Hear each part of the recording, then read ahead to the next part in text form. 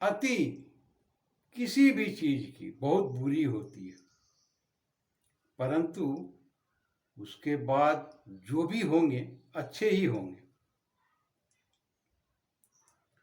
विद्यार्थी का एक ही सपना होता है आज के परिवेश में, खास करके उन विद्यार्थियों को जो गरीब परिवार के होते हैं, मध्यम वर्ग के होते हैं, बड़ी मेहनत से, बड़ी आशा से पढ़ाई करते हैं,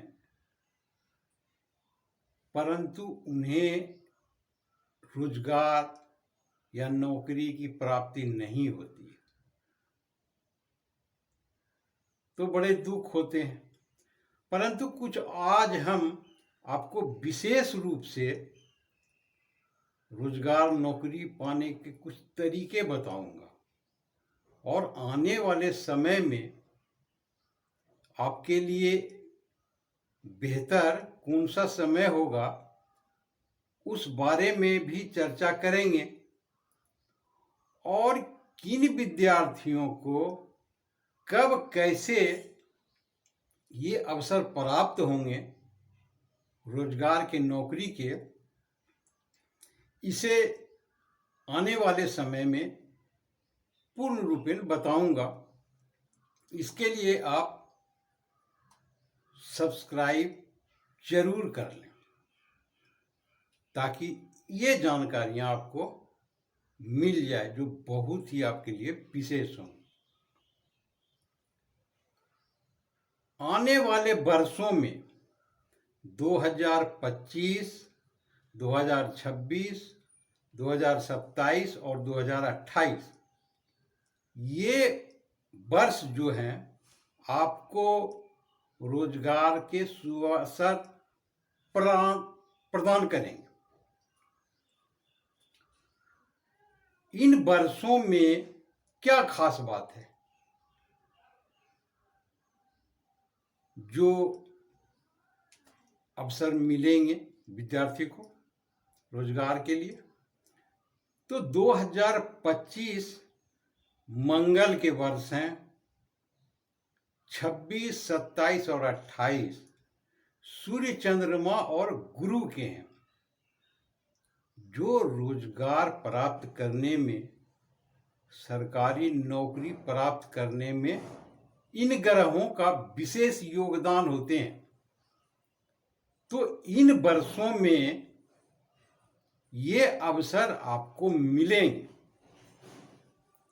इन 4 वर्षों में यदि आपने प्राप्त कर लिया और करेंगे भी,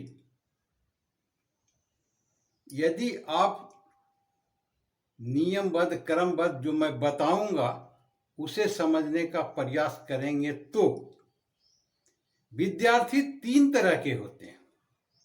एक सबसे तेज पढ़ने में, दूसरा मध्यम, और तीसरा कमजोर।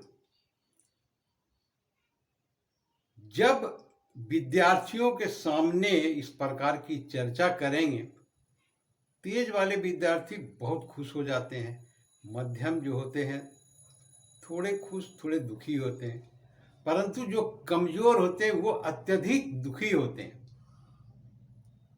परंतु आज के बाद ऐसा नहीं होगा। हर इंसान में एक विशेष शक्ति होती है। आपने देखा होगा अत्यधिक तेज विद्यार्थी वो मानसिक रूप से परिपक्व होते हैं,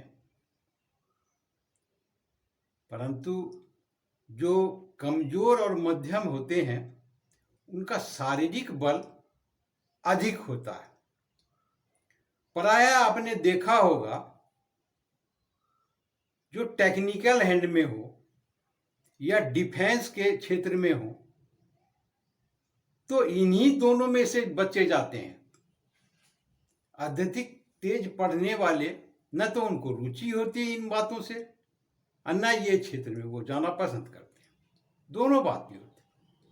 और वैसे भी आप सोच सकते हैं जो शारीरिक बल से कमजोर हो, टेक्निकल में शारीरिक बल लगते हैं, डिफेंस में शारीरिक बल लगते हैं, तो उनके पास है ही नहीं, इसलिए वो सोचते नहीं, उनका एक ही क्षेत्र होता है। सामान्यतः आप ये देखते होंगे कहते हुए लोगों को वो तेज था पढ़ने में इसलिए नौकरी प्राप्ति कर ली, परंतु आपने कभी सोचा कि ये जो सबसे कमजोर है या मध्यम है उनको प्राप्ति करने में दिक्कत क्यों होती है? इसका कारण आप सीधा कह देते हैं इसने पढ़ाई नहीं की, कमजोर है इसलिए। नहीं, इनके पीछे कारण है कि वो उसी क्षेत्र में ध्यान भी देते हैं जिस क्षेत्र में जाना चाहते हैं, पढ़ाई उसी स्तर पर करते हैं। आप शारीरिक बल से मजबूत हैं, पढ़ाई में मध्यम हैं, आप दोनों ओर ध्यान देते हैं।